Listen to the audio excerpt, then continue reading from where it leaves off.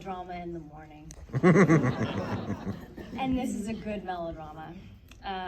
Although I have mixed feelings about the term melodrama. Have you ever noticed that when there's like an intense dramatic film that stars a man, it's called a drama, but if it stars a woman, it's a melodrama? I don't know.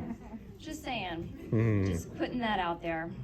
But whether you classify it as a drama, a melodrama, a war picture, a woman's picture, a romance, or a tragedy, Waterloo Bridge is just a beautiful movie, starring two of the screen's most beautiful people, Vivien Leigh and Robert Taylor at their absolute prime, and beautifully directed by the wonderful, the underappreciated Mervyn LeRoy.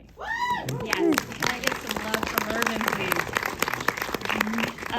Out of all the essential directors I wrote about in the book, The Essential Directors, he struck me as one of the most taken for granted today. Maybe because he was such an intrinsic part of the Hollywood studio system as a director and as a producer at Warner Brothers and at MGM.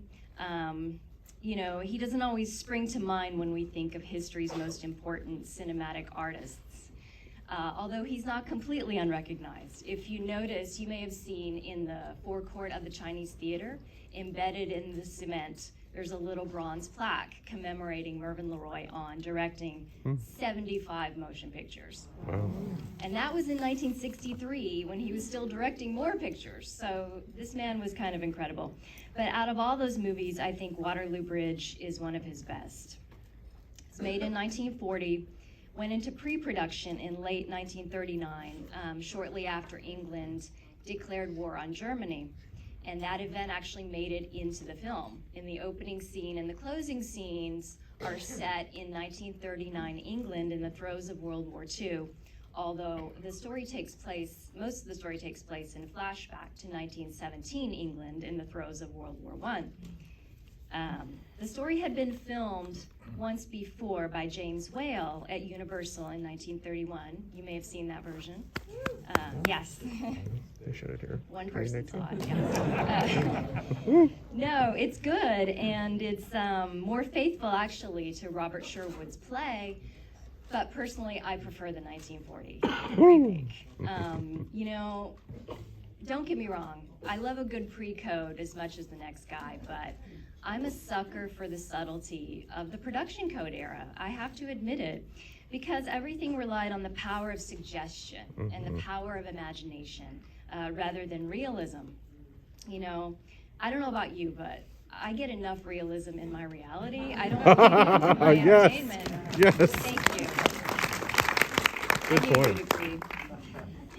But having said that, there actually is a realism in Waterloo Bridge. Beneath the soft, dreamy black and white photography and the polished MGM production style, there's a core of emotional realism in the film.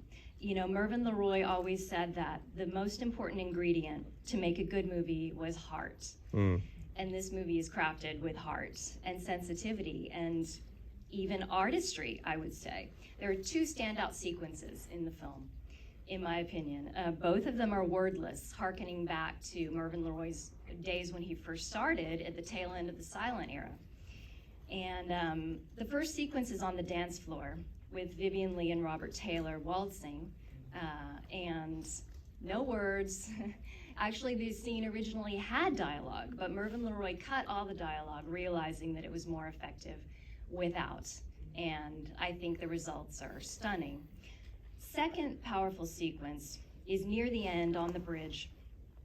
I won't give anything away for those of you who haven't seen the movie, but you'll know what scene I'm talking about when you see it. It's just a very powerful scene, and not only is there no dialogue, but there's no musical score, you'll notice. No music telling us how to feel.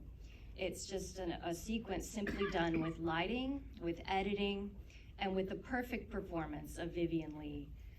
Vivien Leigh always said that this was her favorite movie that she did, and that's really saying something, considering she won Best Actress Oscars for Gone with the Wind and A Streetcar Named Desire. Now, Robert Taylor was not one to watch his own performances. A lot of actors would keep prints of their favorite movies and screen them at home, but he never did until he was diagnosed with cancer, sadly, in 1968. He realized he wouldn't be around much longer, so he requested the studio supply him with one of his films that he wanted to watch, and that was Waterloo Bridge. So clearly it earned a special place in his heart, and a special place in Vivian Lee's heart, and a special place in so many hearts. And you know what?